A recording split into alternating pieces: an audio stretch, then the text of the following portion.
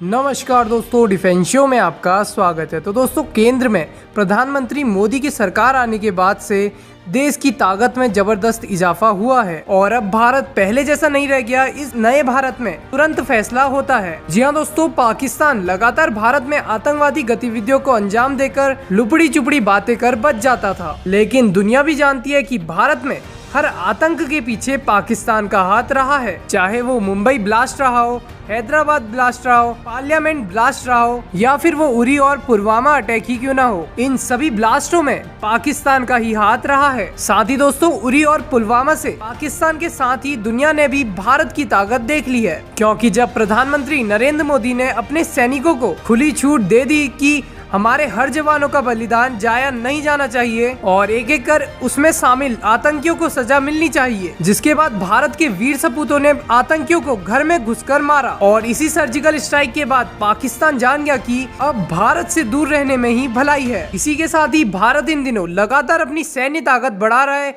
और परमाणु हथियारों की संख्या में भी इजाफा कर रहा है, जिसे देखते हुए पाकिस्तान भी अब परमाणु हथियार बढ़ाने की तैयारी कर रहा है। और ये एक अमेरिका की खुफिया रिपोर्ट में दावा किया गया है। जी हाँ दोस्तों, अमेरिकी रक्षा मंत्रालय के मुख्यालय पेंटागन के एक बड़े अधिकारी ने कहा कि पाकिस्तान के भारत के साथ तनावपूर्ण संबंध उसकी रक्षा नीति को प्रभावित करते रहेंगे। और दोस्तों, अमेरिका की रक्षा खुफिया एजेंसी के निर्देशक लेफ्टिनेंट जनरल स्टॉक बैरियर ने कहा कि पाकिस्तान के एक नए परमाणु हथियार वितरण प्रणाली को विकसित करने की संभावना है। और साथ ही दोस्तों, उन्होंने कहा कि इमरान खान को पाकिस्तान के प्रधानमंत्री पद से हटाया जाना राजनीतिक अस्थिरता के दौर को दर्शाता है और यही वजह है कि अगस्त 2023 से पहले पाकिस्तान में चुनाव होने की संभावना नहीं है। साथ ही खान को अविश्वास प्रस्ताव के माध्यम से सत्ता से बाहर कर दिया गया था। और जनरल स्टॉक बैरियर ने कहा कि फरवरी 2019 में केंद्र शासित प्रदेश जम्मू कश्मीर में आतंकवादी हमले के बाद से भारत के साथ पाकिस्तान के संबंध तनावपूर्ण बने हुए हैं। और दोस्तों, उन्होंने ये भी कहा कि भारत के अगस्त 2019 में जम्मू कश्मीर से